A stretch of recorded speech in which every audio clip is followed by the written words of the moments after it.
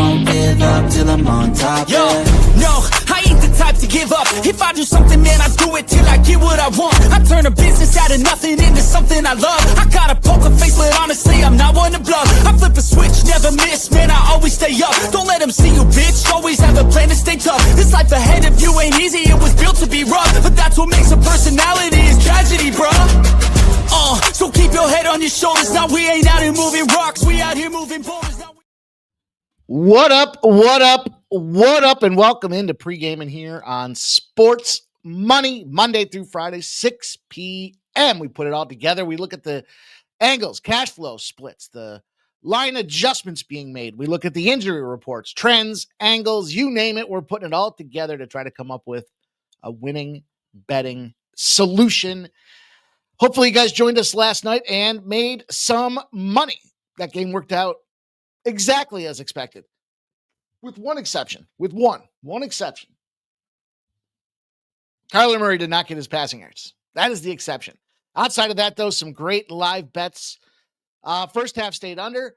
Seattle wins the first half. Seattle wins the full game. Third quarter goes under. Fourth quarter goes over. Live betting extraordinaire. You guys, hopefully you were there. You didn't want to miss out. And speaking of live streaming, tomorrow, we're back in the UFC circuit. We've got 7 more UFC weeks to go until the next break, which means 7 weeks of making big bank on Saturdays. They'll be in Perth in Australia. Sounds like we may have a bigger viewership than they may have. It doesn't look like anybody wants to go to the UFC down there in Perth for some reason. Not sure what's going on, but boy, I don't know if you saw the numbers. Like, weigh-ins typically generate a couple 100,000 views. They got 20,000 views in Perth.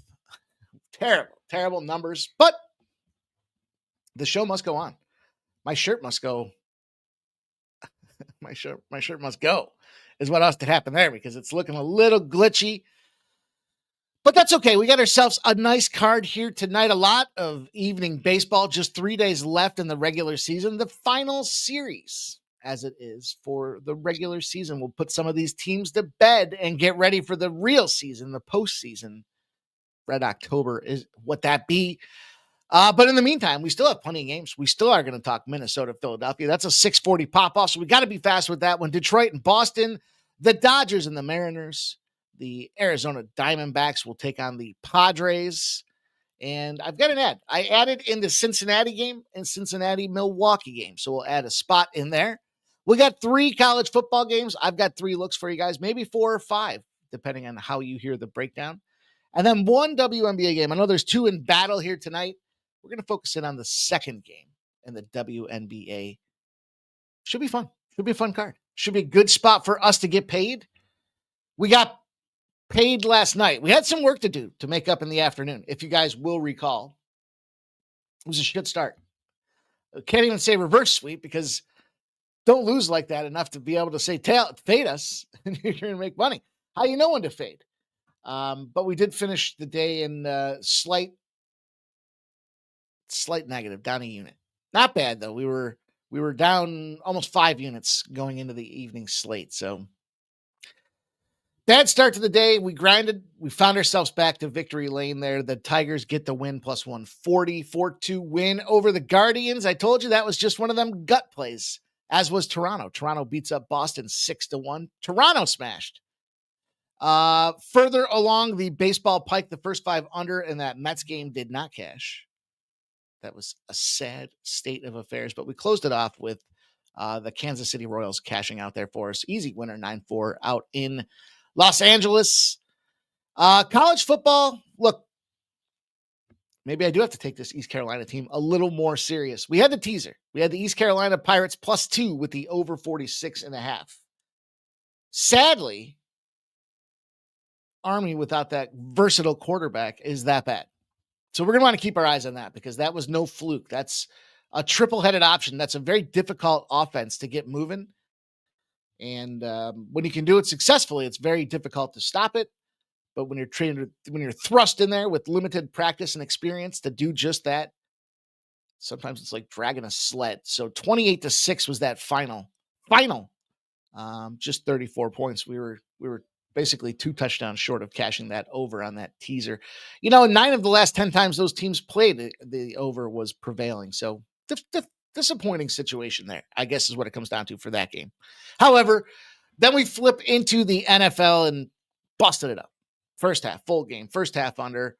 Live bets galore. It was a lot of fun. It was a good evening. And hey, some days that's going to happen. Some days you just keep picking up the pencil and grinding away on the next card, which is what we're doing for this weekend. It's a big card. This is really a great college football card. Some big ranked opponents playing each other out there, some top 25 battles. You got some rivalry battles, some travel spots. We got a couple of those spots here on deck tonight that we'll talk about. We've got Florida State and Virginia popping off at 7 p.m. TCU and Arizona State will kick off at 9 p.m. And hell, let's not forget Daddy's little moneymaker, the Houston Cougars taking on the Oregon State Beavers for 10:30. We'll have action across all 3 of those games, so I'm excited for that take. You guys know the deal. It's time to get moving. We got a lot to do this weekend. Nothing more important than taking the time at this point, though, to smash the thumbs up button if you haven't done so already. Let's get this pace going here. Let's move this sled down the tracks.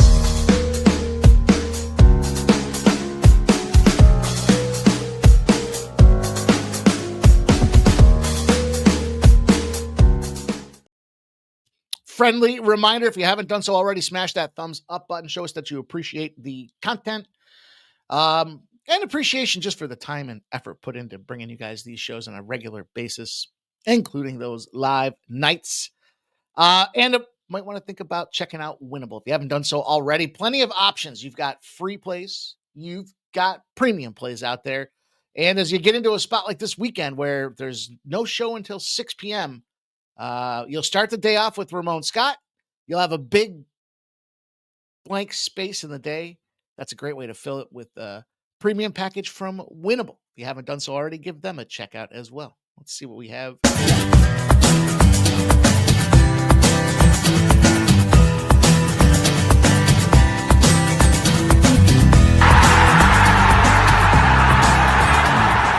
It's your boy, Mikey Money. I'm inviting you to join the Sports Money crew on Winnable.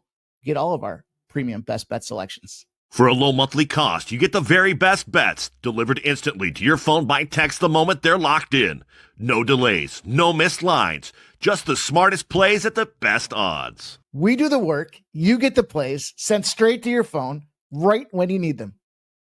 Don't wait, don't guess, don't miss the line. Join the winning team today and start cashing tickets with Winnable.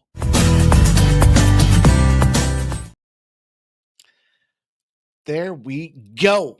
I feel like we're ahead of schedule, which is always a good thing on a Friday. Shout out to all you guys here in the chat. Get them plays out there. Let's talk about the best damn chat in the business. Let's see if there's any business going on in the world of sports today. I really didn't see too much that kind of jumped off the page at me. A lot of preparation, I guess, for this weekend here. And injury reports are something that we're going to want to really scrub, I think, here. This is a crucial week when it comes to injuries in the NFL, and it just sounded like a couple of depth charts are very much going to be banged up as they get ready to prep for the weekend. But yeah, I just didn't really see too much jumped off the page. So we'll just move forward. We'll just move on. We'll just get right to the business of the business. And maybe we'll be done a few minutes early, put a couple more minutes back in everybody's Friday night. If you guys haven't done so already, though, do get out there and check out First Strike. It's been produced by yours truly, MMA Jeff, Subhuman Gaucho, sharing 3 fights for you guys to try to beat the books, including the VB MMA show. That's 6 total fights broken down for you, all here on the channel. All you got to do is listen to the video, hit that thumbs up button if you appreciate it, and of course, leave a comment with your favorite fighters on those videos. We love to see what you guys are on. We love rooting, pushing videos, all that stuff that goes into those fun live streams. But let's go. I think it's time. I think we're ready to go on this show here. 6:40 comes fast, so we want to make sure that we're ready to ride the lightning. And I'd love to see you guys in the chat with your plays. Redbeard's going to kick us off tonight. He's got the Baltimore first 5 money line, the Twins first 5 money line, and Virginia plus 7.5. Virginia plus 7.5 for Redbeard. And Jimbo's here. This is Friday Sports Money. What up? Friday football. What up, Jimbo? My guy. There's Plant Base. This is last night you went off. I hope that was a good thing. We won some money. I know we won some money. I know I cashed a big multi-leg parlay too, which was really big. Big stuff. Shout out to Joe W. Go Guardians. David's in the house. He says Cubs, Mets, first 5 under screwed me. Back at it today. Yeah, dude. Yeah. Fortunately, it was over in like the second inning. It was an early loser. SF Niner in the house. What's up? Jay Main's here as well. Where the prop queen at? Is that what we're talking about? Talking about Ariel? Cameron Sinet says move on. Vegas Aces futures now or wait one game till this is the question. Huh. It's a good question, Cameron Sinet. We'll see if we can figure that answer out together. J Main says just left her show. Okay. Well, appreciate it, J Main. Thanks for coming over here. Throw a high out there for me. Robert McCormick says, good evening. AOD says, we love you, brother. Appreciate that. AOD. Peter Gracia says, sup, Mikey? Happy Friday. Let's cash. AOD's checking in. Irish Kings checking in. Says, last weekend of baseball. Yeah, sadly it is. It's all right. Tech P says, what up, Big Mike? We killed yesterday's game. First half and first half live. Third quarter. Yeah. Fourth quarter over. Seahawks money. Dude, it was a big one. Prime times, we've been fucking dynamite. I'm really excited, optimistic, and nervous at the same time for the Saturday and Sunday cards here because I want to be a little more selective in some of the action that we fire on, but I don't want to leave anything on the table either. So primetime games though, man, we have just been absolutely cranking them out, and it's a really fun thing. So let's go. Bo Jackson says he's at the Jays game tonight. Gave the Jays winning tonight. Sunday and the AL East Jays hold the tiebreaker with the Yankees. And Bo Jackson says the Yankees will lose tonight. Smokes in the house. He says, fuck Virginia. Elliot Jameson says, hey, Mike, how about them ECU Pirates? Arr. I said, dude, got to give them a little more respect, I think is what I got to do there because, look, it was an Army team without their quarterback that was a triple option running a single option with but hey, you won. I didn't win. That sucks. Should have said, you know what? Especially with the line coming back down, just throttle them boys and get it done with already. Tech P says Nats first 5, O's first 5, Tigers, Toronto, Guardians, and he's leaning the Stros. 9 Legacies in the building says want the paid in full parlay. Let's go, my guy. Gerald Jones says, what up, crew? 2-0 on Best Bets. The Seahawks cash last night. Best bet. TCU, Arizona State over 54.5 tonight for our guy, Gerald Jones. All right. I wanted to start out with college football today, but because of this early spot, can't do it. Not enough time on the card. Irish King says New York Yankees sweep these Oreos. Peter Grassi says Yankees sweep O's and win the division. Irish King says Atlanta -1.5 and Cleveland -1.5. 2 pieces. Bo Jackson says Yankees may sweep, but they ain't sweeping the Orioles. They sweep Oreos. All right. I know last night we talked about the -2. Last night the play was the -2 on them boys. It turned out it was. That -2 because they pushed. Otherwise 2.5, we would have taken the L, and that sucks. So depends on where you were, 2s or 2.5s. I took some 2.5s and some 2s, and I took some L's is what I took there. But kick this first game off. This is very, very, very, very, very, very tricky right now. Very tricky. Because there's almost nothing these teams are playing for. Literally, now, nothing. Virtually impossible for the Phillies to tap out the Brewers to win the NL. Sharp respected bets coming in all over the place on this game.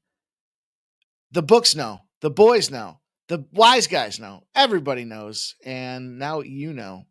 I'm firing away here. We're going to fade on these fighting Phils to kick this thing off. Biggest thing is rotation management. Even if they're in the starting lineup, sometimes 2 times through, they're going to get DH'd. And you're going to see guys like Bryce Harper, Kyle Schwarber, and Castellanos all get kind of swapped in and out of this thing like yo-yo dolls. So, or a yo-yo string. So got to be very careful. It's Joe Ryan, probably the ace of the staff for the Minnesota Twins. And then Aaron Nola, who is I would say Aaron Nola is probably auditioning to be a regularly middle reliever guy in the playoffs. I would speculate. I mean, he pitches to a ton of contact. Subsequently, he's been giving up a ton of runs on top of it there.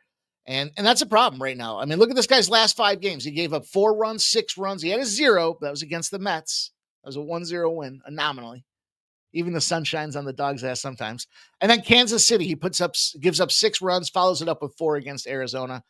Nola's capable of being absolutely horrible, and that's what I'm kind of banking on for him in this spot here today. I think we kick this card off. We take ourselves a plus 134. It's now moved a little bit more too, so depending on where you choose to get this number, let me see what the current swap looks like here. I guess it's got, I guess it's coming down a little now. 130. Boys, 132. All right, so it's coming down. It's moving in the right direction is what that tells me, and that's where we want to be this close to tip. 25 minutes till first pitch, so got plenty of time to get that plus money dimer in there. Let's go. Skunk Blaster's got the new member greened up. It's greened up. That's you, Skunk Blaster. Nicholas Henry says this is the Orioles' best shot at a win. If you're going to bet them, do it tonight. Gerald Jones is still alive in DraftKings free survivor for $5K. Used Denver, Baltimore, Buffalo. This week's survivor pick is Green Bay. The Scuttbag play of the day is in. It's here ready for us. It's Virginia plus 7 and the Marlins money line in a parlay. It's a plus 305 parlay. It says upset alert. And Virginia money line sprinkle. I think you're right. I think all you guys are right. I think the Green Bay's the right look. I think my survivor pick this week is Denver. I didn't put a lot of effort into it this week. Self-admittedly, I just phoned it in. I just looked for a big spread and said, okay, that should work. But I didn't, not a lot of options. I mean, I know there are, but to me, it had to be a couple criteria. I look for. The first criteria, for the team to be the home team. It is a Monday night game. It is against the Bengals, so we'll see if that works out. We'll see. Got me thinking. Brian Smith says Noah's the laughing stock of the team this year. Smoke and Mirrors reiterates, fuck Virginia. There we go. Gerald Jones, DraftKings pick 5s. ATS contest 11-5 and 10-6. Damn. Wow. That's pretty awesome. David Wall says, I'm still alive as well in the free DK pool. Redbeard says, let's go, Scott. Virginia Island. All right, so we got the 20s. The 20s in game number 1 of the MLB game on the card here. Game number 2 we're going to jump into is going to be taking a look at this Boston Red Sox matchup. Tigers came through for us last night. Got a nice little plus tagger on it as well. That never sucks. Minus 118 has moved to minus 120 with 54% of the bets and 69% of the cash on the Red Sox. So it's moving in the Red Sox direction. Sort of. Not a ton, but sort of.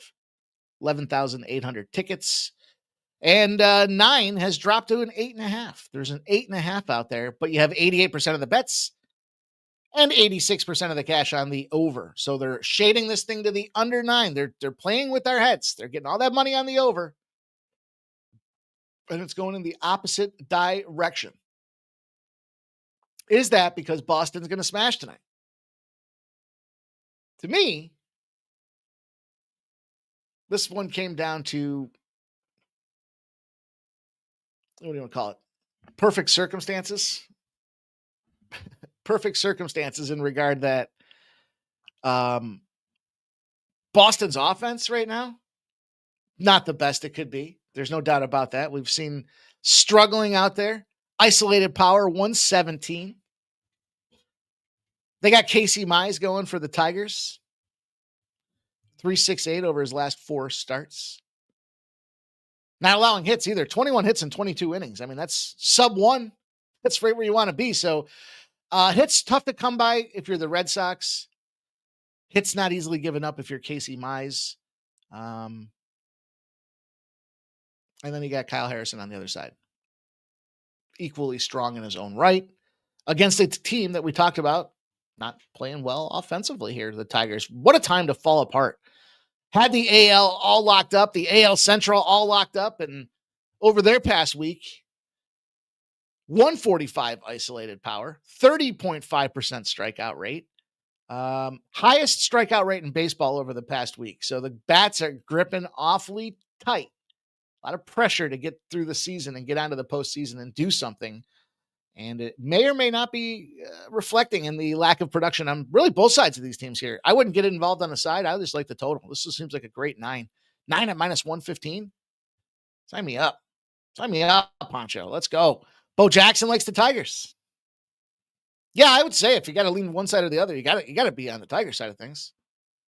And then he says, "What a time to fall apart."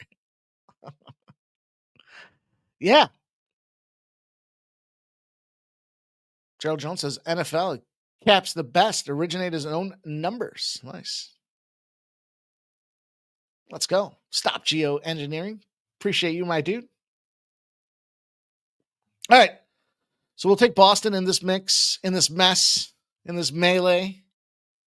I added a game. You're not going to see a graphic for it here, but I did add the under in the Brewers-Reds game. Brewers-Reds under.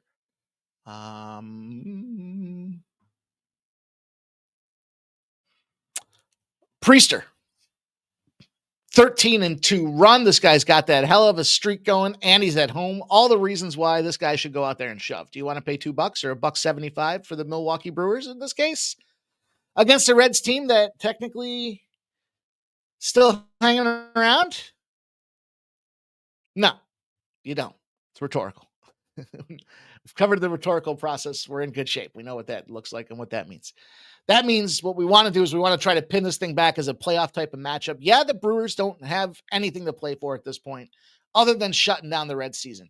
Zach Lytle comes into the bump here, the guy they brought up from Tampa Bay, and he's been firing. You know, he's giving up 2 to 3 runs a game, but he's out there for 5-6 innings and he's doing it. So we know we got some consistency and I don't want to say stability, but I guess we know what we're going to get out of Lytle, right? He's going to get hit like 4 or 5 times. He's probably going to give up 2 earned runs, and we'll roll on to the bottom half of this bullpen and hope that everybody can go out there and play lock him down, drag him out. I think this has got to be an under spot. You know, where was the other spot that I was looking for? I can't find it now. Of course not. Of course not. Hang on a sec. Let me see if I can find this. Where'd it go? Oh, shit.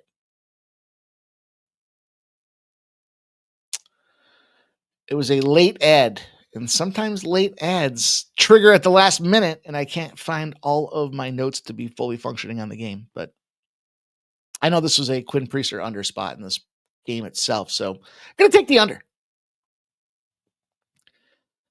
Late nights. You guys keep us going, grinding late there. Minus 115 on the under 8 in Minnesota, or Milwaukee rather, excuse me. Milwaukee under 8, minus 115.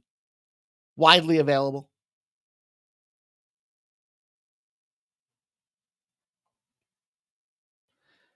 Just that realization when you're looking at your card and you see under. Oh man. Hope it's an under night. Hope they're not using them juice balls. I'm stubborn. You guys know that. I've talked about it before. I'm not going to let a bad beat take me away from a good bet, right? Follow that one? So at the end of the day, yesterday sucked, right? It was just sloppy. They gave up a ton of, the Dodgers were firing. They were on absolute fire. We got a pitcher's duel, though. Sheehan and Kirby on this one. Potential glimpse of playoff matchups. Potential. Ramped up, last test of attrition and attribute before they get ready for the playoffs. I think these two guys come out there and they open up and they're firing, personally. If you look at the Dodgers right now, yeah, they just had that 2-1 win over the Arizona Diamondbacks. And the Mariners have been red fucking hot. Cal Raleigh's on fire. As hot as he's ever been. Emmett Sheehan came off of one of his best performances of the season. 7 innings pitched, 1 hit allowed, 1. Certainly not giving up any scores if you're only allowing 1 hit. On the other side of things, it's Jorge Kirby. And, the book was out on Kirby there. He was getting beat up a little bit, but he fixed some things. He's gone 6 innings deep. He came off of not giving up a single run as well. I got to go back to this first 5. I liked it yesterday. It sucked that it didn't cash. And I'm not going to let it bad beat keep me off a good bet. I think this lines up for us. Now, if it happens again, I won't be on it tomorrow. I can promise you that. You won't see me on that spot again tomorrow. But can't not take a shot when it makes so much damn sense to do it. Nunny's on the Red Sox. Nunny says, I feel like it's a Boston night too, and I don't make many MLB bets.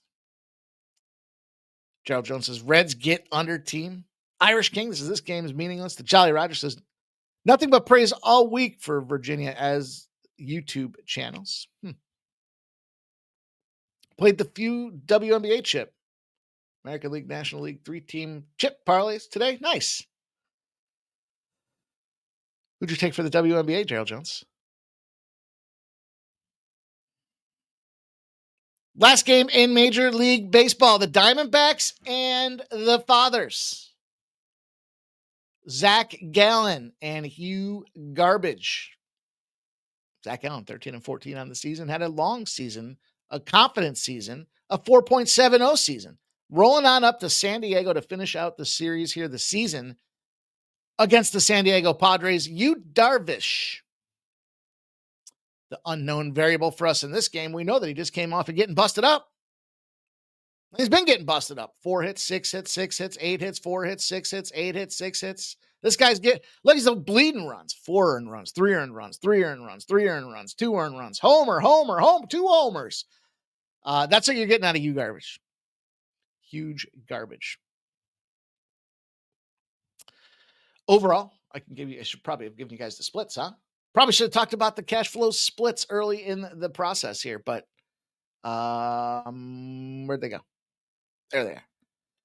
San Diego opened up -130. They're now -140. 60% of the bets on the Padres, but 86% of the cash on the Diamondbacks. The Padres, home favorites 11 times since September 1st. Trucking in at just 4-7 in those performances out there are them San Diego Padres as home favorites. Hasn't happened very often, especially for a team that was picked to win the NL and represent the National League in the World Series. 3-8 to the under, by the way. Averaging 7.64 runs a game. Not enough margin in there to feel comfortable. There's not enough fat on the edges there. Literally, 8s are down to 7.5, so they're averaging over 7.5 runs a game. How about the Diamondbacks? Game 1 against a divisional opponent. 14-1 in their last 15 spots here tonight. Let's go. Let's take a Diamondbacks opportunity for a +120. Probably find some 122s. We won't bicker over a couple of cents here, but I think the better team on this turf tonight happens to be the Duck. The wrong team's favored. And I think this is where we're going to extract some coinage here. Yeah. Padres went out there and busted up the White Sox. Then they took the first 2 games against the Brewers before shutting it down and returning home. We got the Diamondbacks off that shutout against the Dodgers. Now, look, I took a couple Diamondbacks early in that series against the Dodgers. We won 1 and we lost 1. So we'll see if we can't ride this Arizona Diamondbacks momentum as we finish her up and keep her moving. Carol Jones has played the Lynx minus 150. We could start with some WNBA or we can talk some college football. Let's talk some college football. Let's start there. My favorite. What a game this is going to be. Florida State and Virginia. So the things that you probably heard. Florida State just came off of a big beating on Alabama. Huge season-defining type of moment. Also, probably heard that they're out there style pointing everybody already early in the season, right? That's kind of what we've heard is the narrative between this, with this Florida State team, recognizing that if you don't go out there and absolutely squash teams and command attention, you're probably not going to get notified and tapped for the big game. Now, this line's continuing to fall. As of the start of the show, it was 7s. It's down to 6.5s. It opened at 9.5s. Keep in mind, those are look-ahead lines. Some of them maybe as early as before the season started. 54% of the bets, 61% of the cash are on the Seminoles. Total's been skyrocketing here. It's gone up 9 full points, 9 of them. 51.5 is now 60.5. 60% of the bets, 52% of the cash on the Cavaliers. I'm sorry, on the under. Excuse me. 60 and 52 on the under. Excuse me. I was all happy with the way I read it, and I was like, wait a minute. What am I doing here? And I think this is an issue, right? So we talked about it. Florida State. What's Florida State got? This is one of them rare spots. Rare spots because you got the big chip on the resume. Beat Bama. They haven't done shit since. They played Eastern Tennessee A&M. I'm sure is it Eastern Texas? Look at this. Eastern, I mean, it's a nice logo. Kind of looks a little like the Sports Money logo, side profile. But let's be real. You beat up on a cupcake. You scored 77 points. Good for you. Then you followed up with Kent State. So you had 2 softies. You're 3-0. Okay, that's Florida State. Putting in the work, beating teams up. Cavaliers, on the other hand, start the season off. NC State gives them challenge. 35-31. They couldn't cover the 3 points. Those fucking losers. But then what happens is they get a William and Mary tune-up game. They get their defense in check. They only allowed 16 points on that side of things. Then the offense and the running game gets going, and they allowed 20 points against a Stanford squad. Very angry and very focused. Now, you may not know the look-ahead potential that is out there for the Seminoles team. Are you going to disrespect Virginia? You better not. At home, won the last game, at least a 7-point situation in their side, 9-0 against the spread. At home, won a game by at least 7 points the last time out. That's what the Cavaliers do here. And the Seminoles have themselves the mighty look ahead. They got the U next week. You got the U versus the Spear. ESPN, it was such a big game. ESPN did a 30 for 30 on it. Yeah, that's a big deal. Now, Virginia, and this is what the transfer portal was designed to do. It was designed to take scrubs like Virginia and lift them so they can become a more competitively balanced organization. Chandler Morris is the guy I'm talking about. This guy comes in, transfer quarterback, and he adds the deep threat. I think that's the big thing for this guy out there. 380 yards, 4 touchdowns against Stanford in that spot. I think it's a good opportunity for him. It's a big showcase moment for him, but he ain't no scrub. I mean, he's scrub. He's playing for Virginia, but he's had some time. And Jamari Taylor. Now, the flip side is Florida State's been dominant. Can't argue that one bit whatsoever. But Virginia's defense has been comparable to Florida State. Florida State spends a lot of money on their wins. It kind of feels like that Oklahoma State situation that we talked about a couple weeks ago with Oregon. The difference is, Virginia, as much as they don't have the same star power, the same firepower, the same names, they're still relevant. 36th in EPA, 49th in the defensive success rate out there. It's a team that can go out there and keep this Florida State team balanced. I think grounded. I think it's too many points. And I do think with the look ahead spot, it's easy for this Florida State team to go, oops, we whiffed it out here. We're still 3-1. We've been pounding on teams. Now let's get ready to step back into the SEC or the Big 12 or wherever the fuck it is that they're going to finally play some football. But I think at this point, the home field for the Cavaliers are the spot to go with here. 7 points. This team can throw the ball. They can run the ball. And I think this game does end up, you're in the trenches. You're running the ball. You're moving the chains. You're draining out the squad on the other side of the field. And I'll take the dog at home for the 7 points with the Cavaliers to kick us off. Johnny Ryder says, William and Mary and Stanford are cupcakes too. They are. But look, yeah, you got the Bama win if you're Florida State.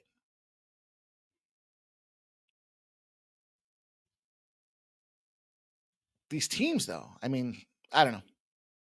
Just, I guess if I play the ladder game and who's who, Cavaliers play and they lose to NC State.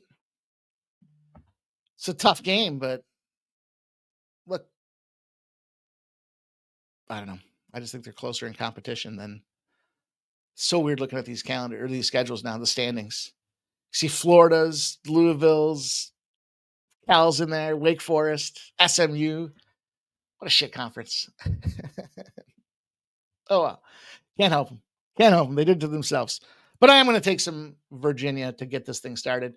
Let's go on. Let's go. I got some trends for you guys on some of these other spots that certainly are worth discussing. We'll go to TCU and Arizona State. This game opened up as a -1.5. It's now a -3. 53% of the bets, 51% of the cash on the Sun Devils.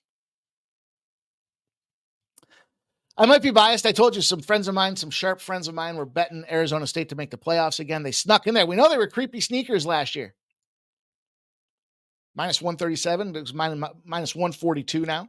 78% of the bets are on the Sun Devils, but 71% of the cash are on the Horned Frogs, the TCU Horned Frogs. This is another one where I kind of look at the schedule. So you can look at it and say, okay, both Arizona State's 3-1, TCU's 3-0. Well, one of the TCU wins happened to be against one UNC, and they stink.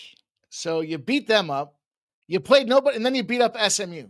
That SMU team's in a bad spot too. So I don't care if you're 3-0. Let me start you right there, TCU. And you're ranked, which is always the kiss of death when you're playing. To me, a short week opportunity opens up the other side of the ball. These guys are going to want to come in and fire. I was looking at these two, though, and this one, I'm going to tell you this right now. I'm on the money line for Arizona State. I'm inclined to add the first half under. The reason being, it's TCU that's rolling on the road to Arizona State. So if the team's going to battle and throw up offense, it's that much more difficult on the road. Your defense travels. So I think quality of opponent, the Arizona State Baylor victory, Big 12 experience, got them kicked off where TCU's coming in after pounding on some cupcakes for their first divisional game. In terms of capability out there, look, we talked about, we were on Baylor 2 weeks ago. And frankly, look, putting up points, 20 unanswered points to pull ahead of Mississippi State, only to lose that game at the end of it. A neglected and overlooked squad out there. To me, yeah, TCU, easier side of the schedule. I talked about the UNC side of things. And it's not so much who they've beaten since then. It's how much UNC's been getting slapped around since then, including that UCF game. So Arizona State, here's the problem I have, or what I like about Arizona State. Their strength on offense is also their strength on defense. And that's a bad situation. What I mean by that is they're a top tier rushing team offensively, Arizona State. So they can control the game. They can move the chains. They can get your hands on your hips as this game stretches out for the second half. You have to be an effective and explosive team to do that offensively. And if you're on the defensive side of the ball, or when you turn the ball over and your offense finally is on the other side now, you want to give your guys on defense a break. So you run the ball and drain the clock. Well, the problem for anybody playing Arizona State is they're the 24th best rushing offense, and they're a top 25 defense. So you're in a bad spot collectively if you're going to try to do anything against this Arizona State team on the ground, which means you got to go to the air. Can TCU go to the air? We'll see. The one thing they do have going for them is Josh Hoover. He's tossing the ball all over the yard. But But if they can shut him down and turn this team into a one-dimensional program, I think this running game for Arizona State's enough to push this thing through the end zone. And I do like that first half under. I may circle back and add. Let's see what we got.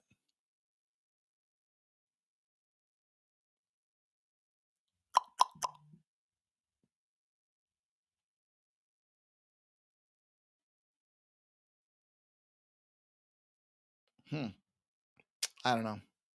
Maybe not yet. Maybe not yet. Call me maybe.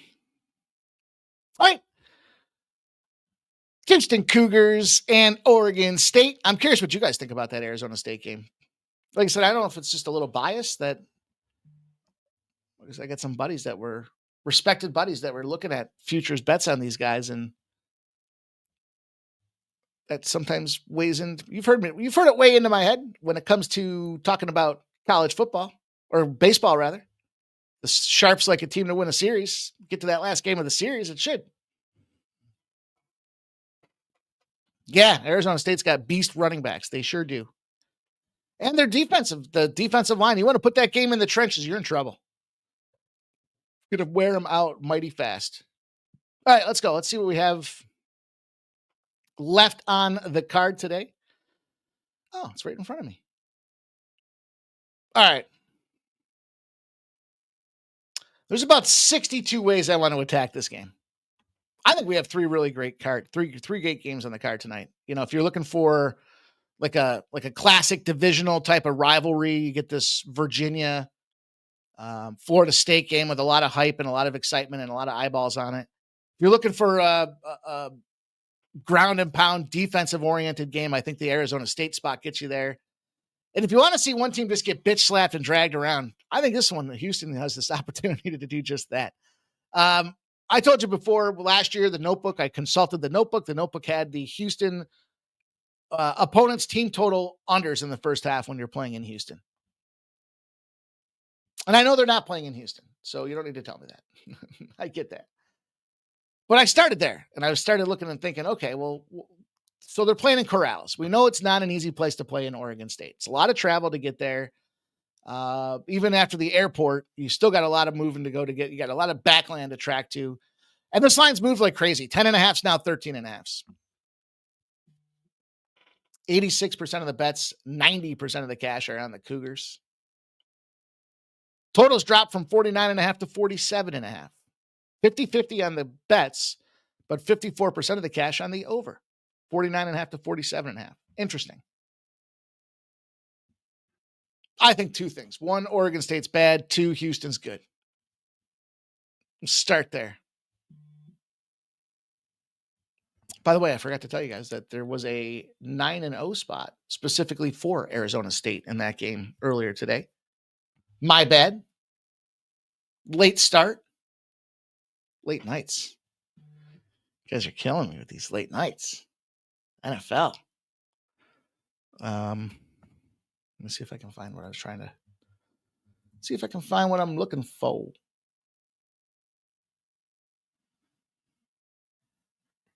There it is. 9-1 straight up. 9-1 against the spread as a home favorite of less than 29 points in prime time on the Arizona State side of the ball. So give some heavy consideration there. Be it them Arizona State Sun Devils here. And so look, back to this game. Yes, I recognize they're playing in Oregon State. Problem is, Oregon State's bad. Real bad. 0-4 bad. It's not just 0-4 bad. They're not even, they're just getting busted. 34-15 to Cal. 36-27 to Fresno. Texas Tech 45-14. Oregon 41-7. You've been getting busted up. You just got thumped. Absolutely shithoused against Oregon. Oregon's been on fire. Oregon, Penn State game. What a battle. What a fortunate treat we're going to have here. They just named the Penn State quarterback the potential number 1 overall draft pick for the NFL draft this coming season. And you got Oregon just thumping on everybody. Should be fun. But anyhow, Houston coming into town. And Houston doesn't have any kind of weird scheduling anomalies. They handled Colorado. They got a bye. Thanks for busting up Colorado. We're going to give you a couple days off. So now you got that team coming into Oregon State. The problem, and why I wanted to get creative with this, is I like the first half. I don't want to take I don't mind. There's some 8.5s out there for the first half team totals. If you can find those, I like those. I looked at the first quarter. First quarter, no points for Oregon State, essentially, is what that says. I derived at that process because Houston hasn't let anybody score a touchdown in 6 or 7. I'll tell you exactly. It's funny. This game's like, there's 3 games on tonight, but this one doesn't make the radar because it's not a top 25 rank, which is strange for Houston. But in any event, Houston last week, 27-0 over Stephen fucking Austin. Stephen F. Austin. 35-9 against Rice. The way the scoring went in that game, they got 3 points scored on them in the second quarter. They got 6 points scored on them in the fourth quarter. Before that, they played Colorado. They're rested. They're on the road. They're fired up. They're playing a shit team. This team on the other side of things can't score to save their lives. They can't keep the other team off the field. It's a bad setup. It's a bad matchup for Oregon State. I think they do get blasted by the 13.5 as well. So I'll probably look to double down on this in some capacity. Like I said, if you can get the 8.5, I like the team total under 8.5 for Oregon State. I don't want to compound myself too much, though. These two kind of fit together. A slow start for Oregon State. Houston coming out red hot. I think this thing gets ugly early. And then my challenge and why the full game didn't make it there is because I was concerned, what if they beat the shit out of them so much that they just take all the starters out and the gap closes in the second half. So I wanted to focus the effort on the beatdown that is early in this game before they roll on to the rest of the evening. Does that make sense? But like I said, I know same rules that I'm applying to what would be Houston at home is Houston on the road against a shit school. Now watch them come out there and have the fucking game of their season. It was when we beat Houston, when everyone wrote us off, that really turned our year around. Great. I hope not. I hope that's not the case. All right. Last game I got for you guys. One WNBA spot, I believe. Let me look. Yes, one WNBA spot for you guys tonight. And it's, look, the Fever, Aces Fever spot. I may have slid a couple plays around, but this Lynx and Mercury spot is the one that I wanted to hone in on. Twofold. I mean, look, I got to take the Mercury to start this game off fast. I think you got to look at the total in this game as well. I think you got to give some strong consideration to the under. 2 reasons why. One, from an under perspective starting there, the last 2 times they played, the games went over. They came back in. They took it down a 1 full point from the last line that they put out there. So line functionality. We've done this time and again in the WNBA and the NBA when the books are telling you it's going to be a lower scoring affair. Don't mess around with it. Just take it. So I'm going to give a heavy lean to that. But I do like this. I do like this Mercury team to come out here and start fast. They played 2 games in a row at Minnesota. Not an easy place to play. And where Mercury excel is defense at home. In the paint, they shut it down. They lock it down. So to me, this one just came down to a plus 2.5 for the first half. I can get this plus 2.5 to say, go out there, start the game. You got busted up 82-69. You got your revenge. Now you're back at home trying to steal home court for this thing. And they're in a position to do it. So they control their own destiny if they can start strong. I'll take the 2.5 points to kick it off. Really strong look to the under. Look, 158.5. First game was 159.5. Second game was 160. And they're dropping it back down to 158.5. I think they're telling you that there's an under potential for this game, but I got to go with the Mercury. Give me the Mercury first half. Give me the plus 2.5 for the home squad. 1-1 is this series. That should be a fun one to get it done, you guys. We got it done. We moved through it pretty quickly. I got a couple things to do tonight for Friday to get ready for the big Saturday show. So I want to thank you guys all for checking it out here today with me at Pregaming. Lot to do. Always a lot to do. Never enough time to do it, but I do appreciate you guys taking the time to stop in, hang out. Let's get this money together.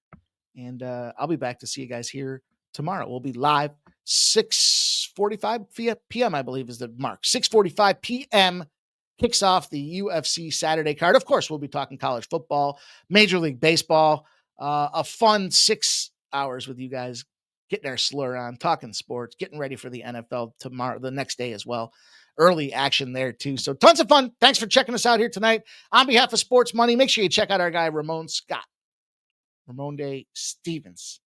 9 a.m., the morning steam